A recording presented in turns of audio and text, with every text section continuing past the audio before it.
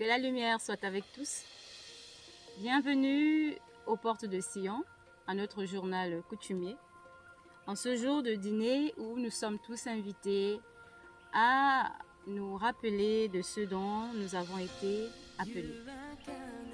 Aujourd'hui, j'ai pour mandat de vous lire un texte écrit par la Mère de Sion.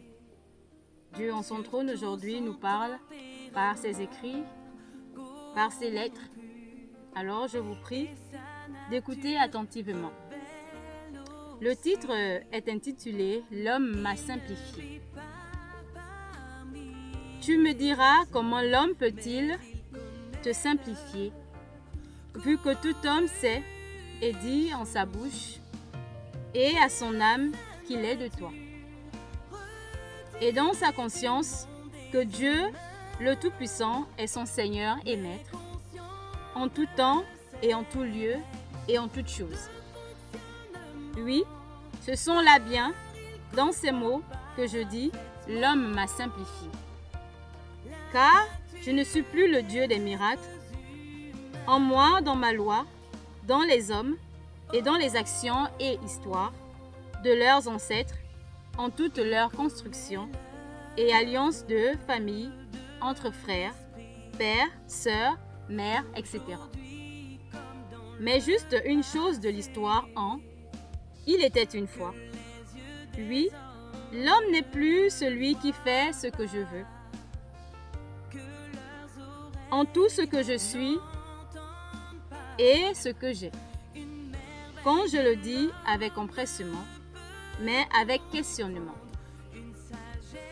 Est-ce que je ne suis plus l'artisan de l'histoire en Judée, en le Christ pour les guérisons entre l'homme et l'homme par ma puissance, en ma parole ou en fondateur et protecteur des nations du monde et de l'humanité, en tout entière, et père en Abraham, à son essor et à sa fin. Ne suis-je plus le conseiller des hommes dans les différentes diplomaties, au milieu des êtres humains? Ne suis-je plus toujours celui dont les religieux utilisent comme homme de peu de foi et très faible d'intelligence dans ce qu'ils racontent sur eux-mêmes et savent sur moi? Ne suis-je plus ta parole pour toi, en toi, qui est mon don dans l'homme, en toute alliance en eux? Être tout entier dans ta vie, que tu te vantes sans rechercher sa durée et son renouvellement dans moi et en toi, pour que tu me simplifies en tes dires, en tes paroles, en ce sens que je suis ceci ou cela, et peut-être ceci et pas cela, ou là-bas et pas ici. C'est ainsi que tu vas même plus loin. Je suis grand comme l'univers, puissant comme personne. Mais n'est-ce pas l'homme que tu es qui fait des avions, des métros, des trains, la conquête de l'espace, etc., que tu confonds avec l'univers en mon expression, maître de l'univers? Comment tu le fais, Israël monde? N'est-ce pas étant toujours dans un code de fonction, en utilisant toujours ton corps, âme mentale et intelligence, à moins que je me trompe, qui sont des communications reliées par la parole, le tout dans la chair. Mais tu me simplifies. Je suis grand et peux venir comme un fou, ou un esprit sans corps, et toujours dans le même nom, et ne peut pas changer de nom. Ou apparaître ici ou là-bas. Vraiment, est-ce même sérieux, cette façon de parler de ton Dieu grand, puissant maître de l'univers, qui peut te tuer par un regard, et tu n'existes plus selon la compréhension du Dieu que je suis en ton imagination. Ainsi prend fin cette lecture du texte « L'homme m'a simplifié ».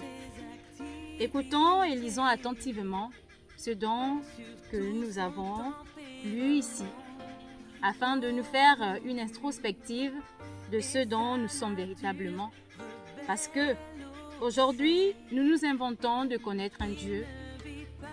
Nous nous inventons des écritures de connaître en fait ce dont il s'est passé autrefois. Mais nous oublions une chose. Nos pensées ne sont pas les pensées de Dieu. Et la façon dont nous attendons que Dieu va venir selon ce qui est écrit et selon nos connaissances personnelles, alors ça nous fera en sorte que nous soyons un peu mis de côté dans ce qui est de la volonté de Dieu, parce que ce n'est pas ce dont Dieu attend de nous. Il attend de nous que nous soyons comme des enfants et que nous recevons ce qu'il donne comme des enfants et que nous nous disons en nous que nous ne connaissons pas et que Dieu lui-même doit venir nous enseigner de la façon dont il veut nous enseigner. Alors, s'il veut nous enseigner, il viendra forcément en homme, dans une chair, parce que Dieu est d'abord aussi un homme, fait à notre image et à notre ressemblance. Ainsi, c'est ce que nous, les Sionais, enfants de Dieu aujourd'hui choisis pour le jugement de la fin des temps, nous vous disons à chaque fois dans nos partages que Dieu s'incarne toujours dans un homme et il a toujours un nom nouveau. Et c'est par son nom nouveau que nous le reconnaissons toujours, parce qu'il ne se préoccupe pas des choses passées. Que tu aies été un grand pasteur, que tu aies été un grand prophète, ne te dis pas que ce dont tu as fait dans ton apostolat, c'est ce qui te conduira à aller dans un endroit où tu n'en connais pas le chemin. Alors laisse celui qui t'a mandaté autrefois, aujourd'hui, de te mandater à nouveau dans une œuvre nouvelle, où il se manifeste aujourd'hui selon les connaissances nouvelles qu'il doit venir t'inculquer. Alors soyez bénis. C'était Sion, Josiel.